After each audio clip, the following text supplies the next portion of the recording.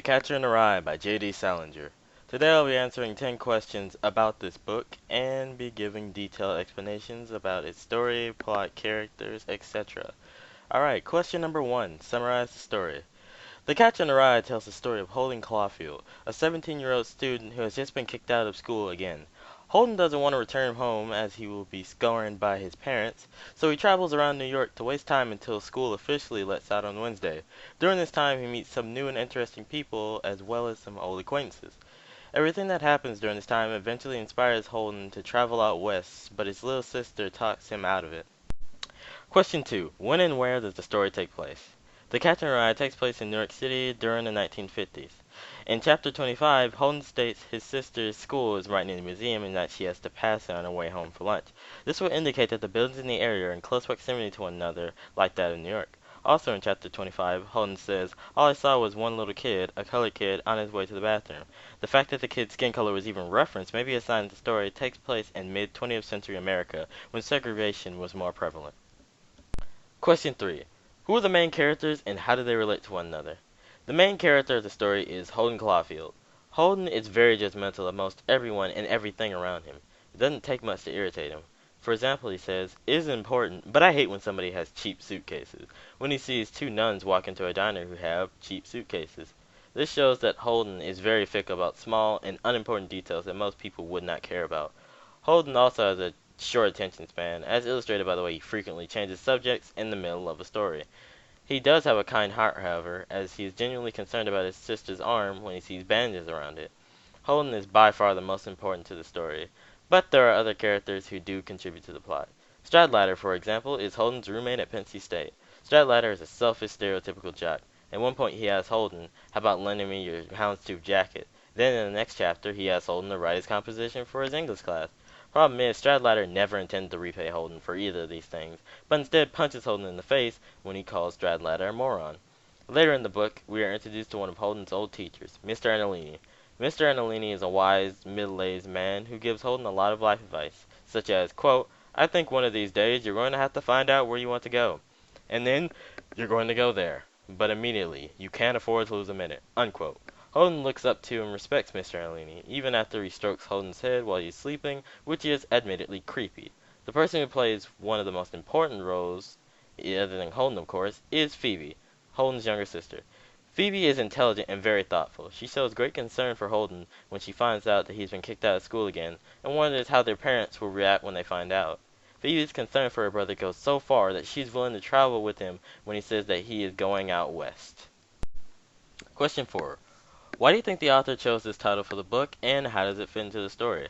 The title of the book is first mentioned in Chapter 16. Holden hears a young boy sing, "If a body catch a body coming through the rye." In Chapter 22, Holden recites this line to Phoebe, who corrects him saying it's "if a body meet a body coming through the rye," and tells him it's a poem by Robert Burns. Holden tells Phoebe he would like his job to be him catching any children that might fall off a cliff near a field of rye. This unconventional title, as well as the unconventional origin of the title, all match with Holden's unique way of thinking. Question 5. What events in the novel were believable to you? The thing I felt was most believable in the book is the interactions between Holden and Phoebe. Holden's dialogue suggests he truly cares for Phoebe, more so than anyone else in the entire book. He asks how she was doing, about the movie she saw, and even how she hurt her arm. He always seemed legitimately interested, and not even once while Phoebe was talking did he go off on one of his tangents. Phoebe also feels the same way towards Holden. When he arrives, she screams "Holden" excitedly and proceeds to hug him. Phoebe then becomes genuinely upset when she figures out Holden was kicked out of school again, and she repeatedly yells, "Daddy's gonna kill you," out of concern for Holden.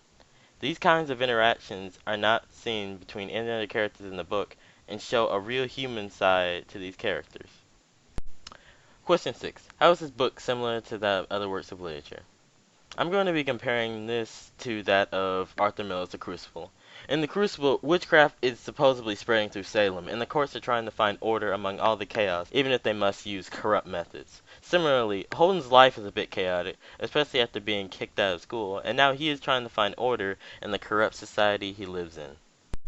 Question 7. What is the theme or overarching concept of the novel? The Catcher in the Rye has a lot to do with Holden finding his way in life at a point where he really doesn't know what to do. This is made evident when Phoebe asks Holden, "Name something you'd like to be." Instead of telling what career he would like to be, he explains why he can't do the career Phoebe suggests. Then, when he finally names an occupation, it is completely unrealistic and impractical. This, however, fits in with Holden's personality, where instead of doing what society tells him, he prefers to find his own unique way and interpretation.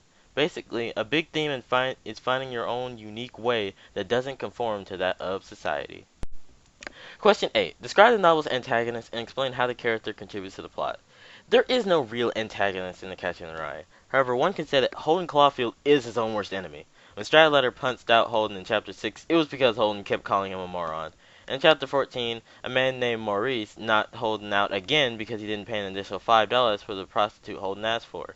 Truthfully, he didn't owe him the $5, but Holden could have saved himself a lot of trouble if he had just paid him. Every time Holden flunked out of school, it was because he didn't apply himself to his work. He liked to blame it on the teachers or his phony classmates, but in reality, it was his own fault.